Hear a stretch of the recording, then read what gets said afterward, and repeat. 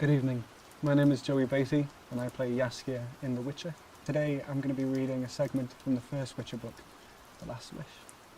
For those of you who have not read the books, I think it's important that I let you know that Jaskier's name in the English book is Dandelion. You know that. Let's begin.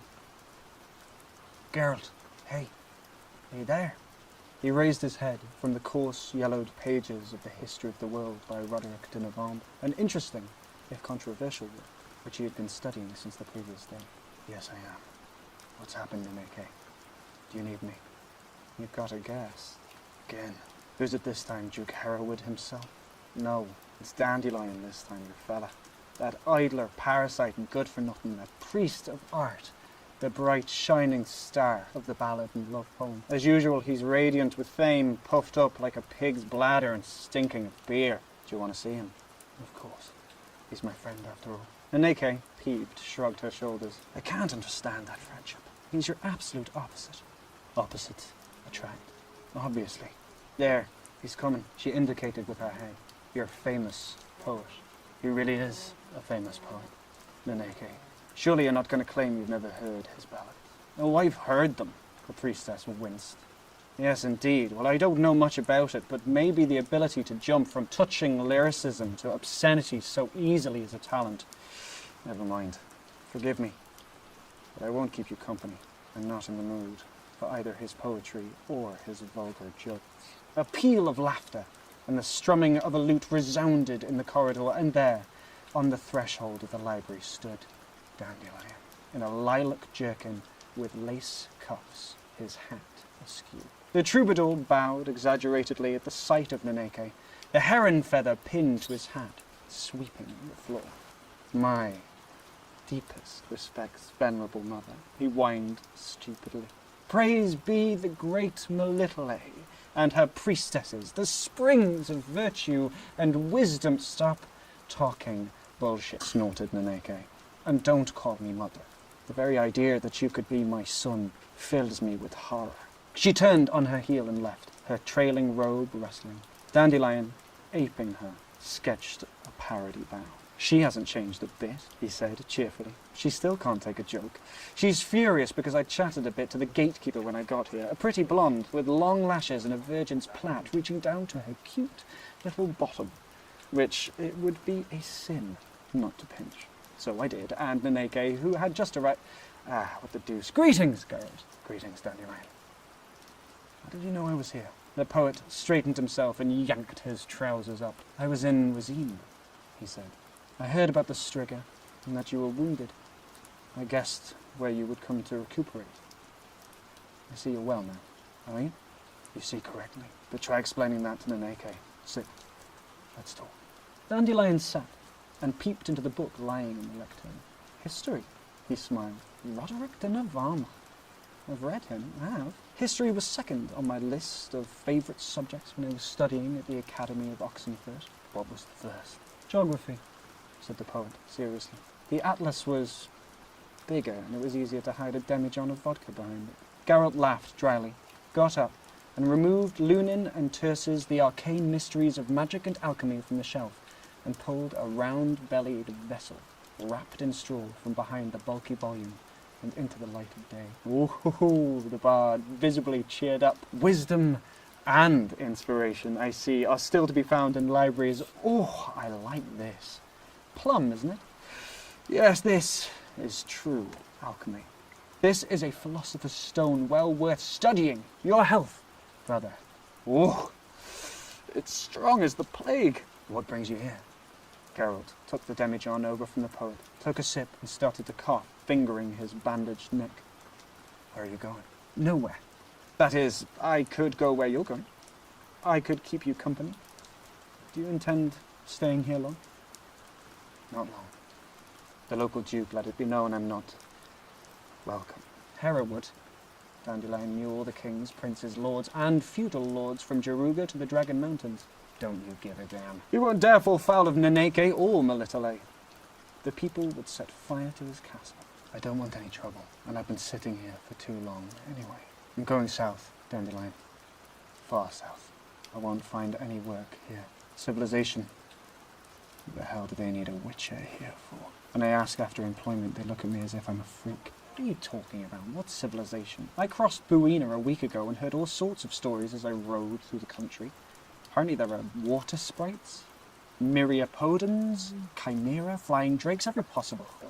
You should be up to your ears in work stories. Well, I've heard them too. Half of them are either made up or exaggerated. No, Dandelion.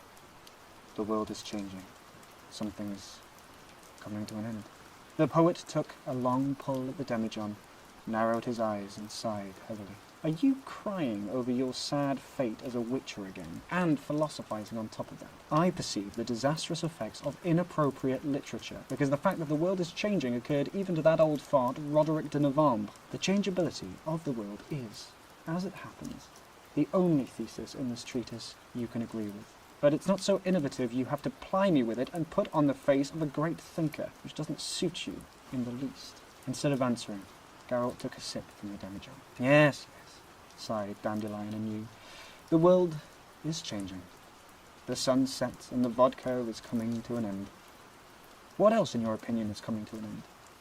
You mentioned something about endings, philosopher. I'll give you a couple of examples, said Geralt, after a moment's silence.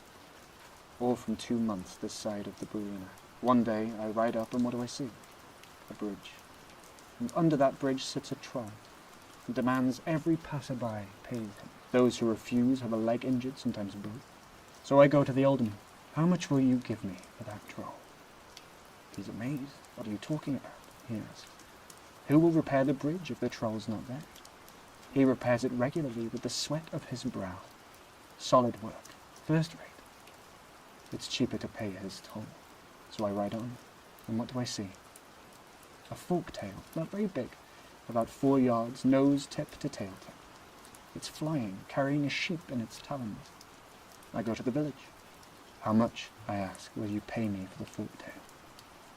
The peasants fall on their knees. No, they shout. It's our baron's youngest daughter's favourite dragon. If a scale falls from its back, the baron will burn our hamlet. I ride on, and I'm getting hungrier and hungrier. I ask around for work. Certainly it's there, but what work? To catch a Rizalka for one man, a nymph for another, a dryad for a third.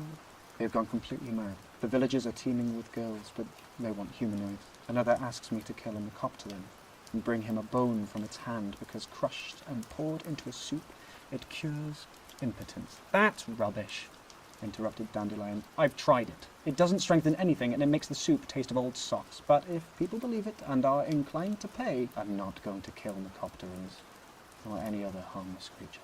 Then you'll go hungry. Unless you change your line of work to what? Whatever. Become a priest. You wouldn't be bad at it with all your scruples, your morality, your knowledge of people and of everything. The fact that you don't believe in any gods shouldn't be a problem. I don't know many priests who do. Become a priest. And stop feeling sorry for yourself. I'm not feeling sorry for myself. I'm just stating the fact. Dandelion crossed his legs and examined his worn soul with interest. You remind me, Geralt, of an old fisherman who, towards the end of his life, discovers that fish stink and the breeze from the sea makes your bones ache.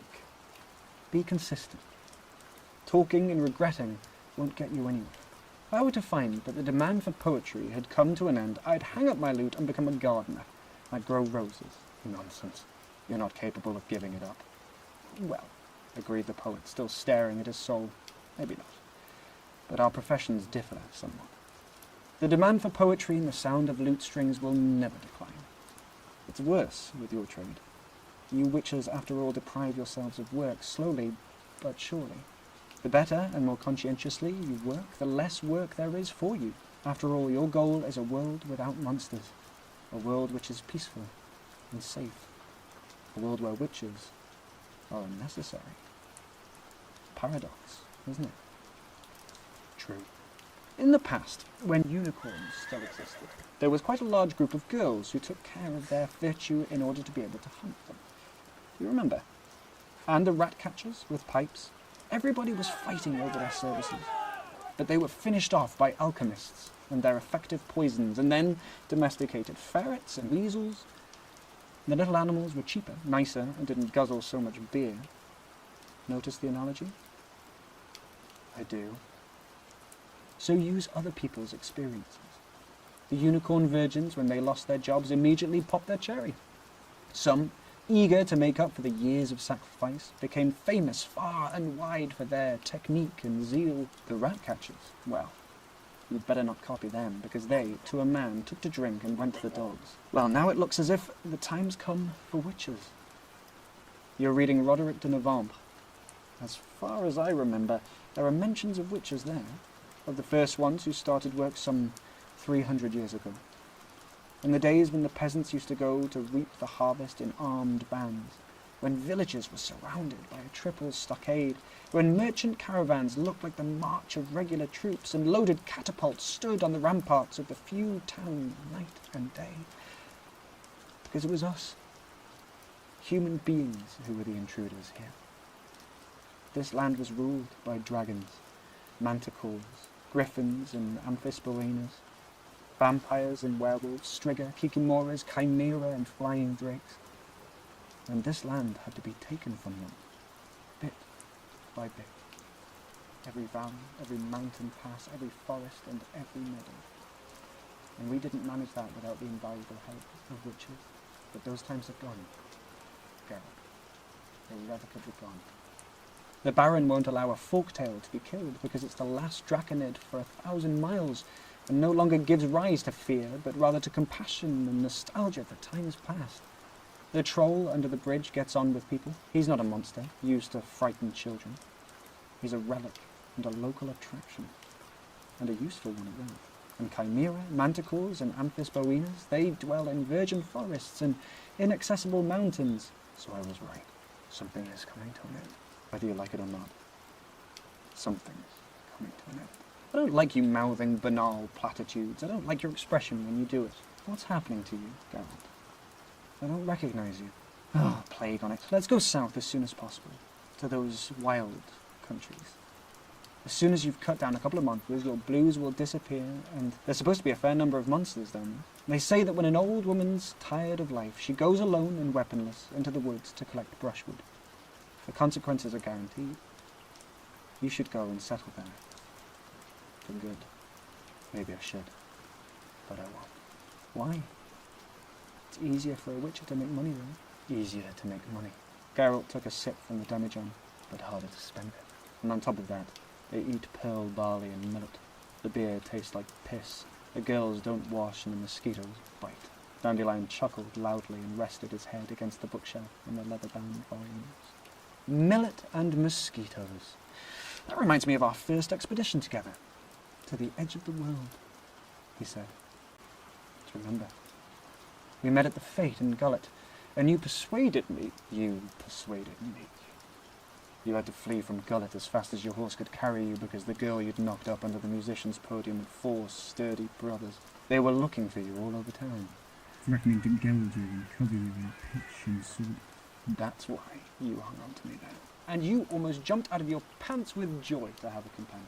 Until then, you only had your horse for company. But you're right. It was as you say.